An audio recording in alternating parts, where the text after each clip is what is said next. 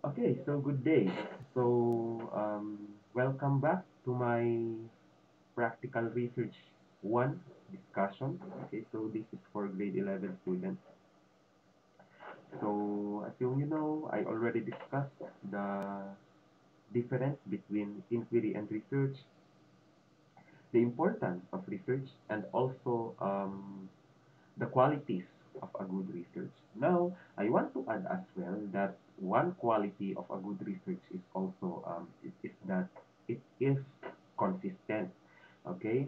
So, by saying that it is consistent, hindi lang dapat sa una maganda ang research. Okay?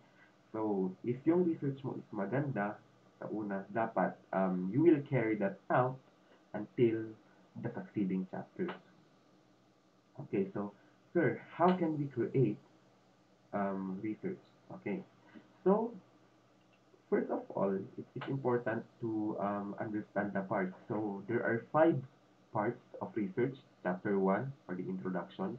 Chapter 2, review of related literature and studies. Chapter 3, methodology. Chapter 4, interpretation of data. And Chapter 5, your conclusion, recommendations, and summary. Okay, so first let us discuss, okay, chapter 1 or introduction. Okay, so hindi madali ang chapter 1 because this is the very foundation of your research. Okay, so as so you know, hmm, if if your house does not have a strong foundation, then your house will be easily destroyed. That is the same with research. That is why you need to make your introduction or you need to take your introduction seriously. Baga sinasabi nyo, introduction pa lang naman to, mas maganda na doon na lang sa gitna, doon na lang sa climax ang pinakamaganda. No. Okay, so as I said earlier, a research must be consistent. Dapat kung gaano siya kaganda doon sa first part, you must carry that out until the succeeding part. Okay, so what is introduction? Okay, so this part introduces the research by providing the context and background of the study. Okay, so why did you pick the study? Okay, saan mo nakita yung problem na iyon? How were you able to get that idea? Bakit mo gustong mag-research about that? Okay, so it includes the research problem, okay, objective, significance, scope, and key terms to set the foundation for the research. So again, it is important for you to build a strong foundation in research. Mhm. So ano nga ba yung mga different parts or subparts ng introduction? So first is the background of the study. Okay, so as much as possible, you make your background shine, di ba? Okay, because ito yung unang makikita nila.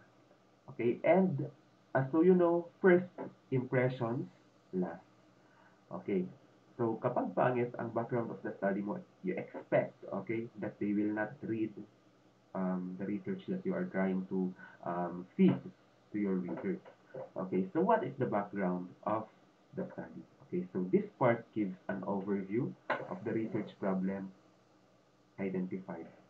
Okay, so dito binibigay mo lang what is your problem all about. Okay, paano mo siya na-discover, saan mo siya na-experience, okay?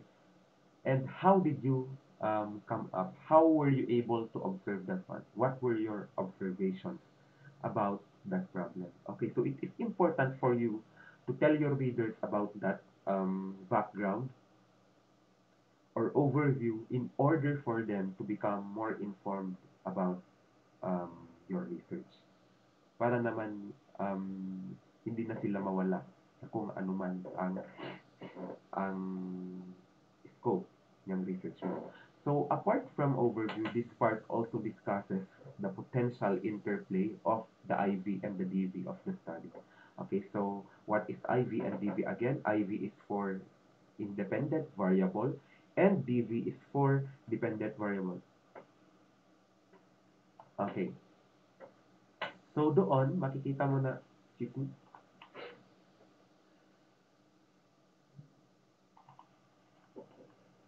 Okay, I'm so sorry because I am sick right now. Mhm. Kaya ganito rin ang boses ko. Okay, so how does the IV affect the DV? Ano yung effect ng independent variable doon sa dependent variable ng study mo? So you will discuss that as well in the background of the study. And lastly, this aims to encourage readers to read the research study. Okay, so syempre nagsulat ka in order for you to inform the people who will be reading your research. Hindi ka naman nagsulat for the clout lang. Nagsulat ka para basahin nila. That is why you need to encourage them as well. Okay, so I want to show you a sample of background of the study. Wait lang. So sorry for that one. Okay, so okay, credits to Denise Margaret Cruz and group. Yeah, this is their study or research when way back at Xavier. Okay, so credits to this group, to this outstanding group, and I am very proud to be their advisor.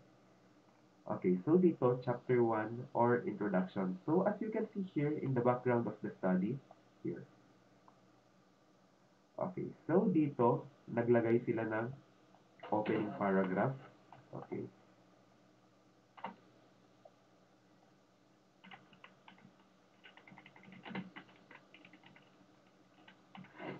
okay, so your opening paragraph must be able to catch the attention of your readers. So, what's the implication of that? Dapat maganda ang iyong background. Ay, dapat maganda ang iyong opening paragraph. And then here already, inintroduce na nila ang independent variable um, which is ano yung independent variable dito? The parental involvement. Okay, so Denise, let me let me use this research of yours, this outstanding research of yours. Thank you very much. Okay, so in the second paragraph, you can introduce your independent variable. Second paragraph.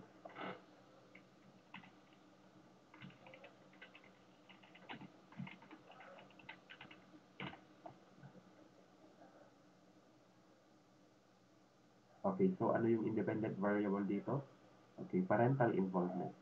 Okay, so you will define what parental involvement is.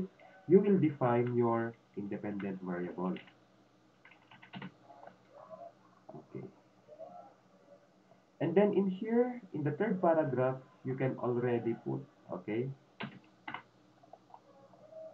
So if you can read this part, okay, and this part as well,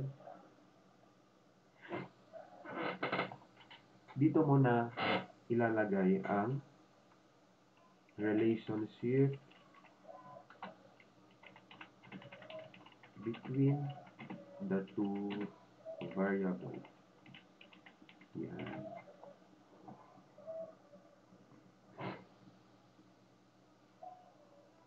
And then after you discuss the relationship or the potential relationship, okay, I'm so sorry, potential relationship of the two variables. After that, you will contextualize, okay? You will contextualize your research.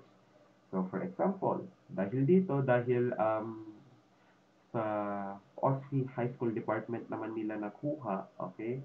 Nakuha ang problem, doon nila nahanap ang research problem. Of course, okay? They will narrate or you need to narrate or you need to tell how your research problem works within the community that you chose. Okay, so how does the problem um, how does the problem manifest or no, not manifest? How does the problem work in your chosen context? Okay, so that is for your fourth paragraph. So, yun. Meron ka ng apat na paragraph. And then, here, you see, the researchers encourage readers to read this study. So, dito, you will already convince your readers.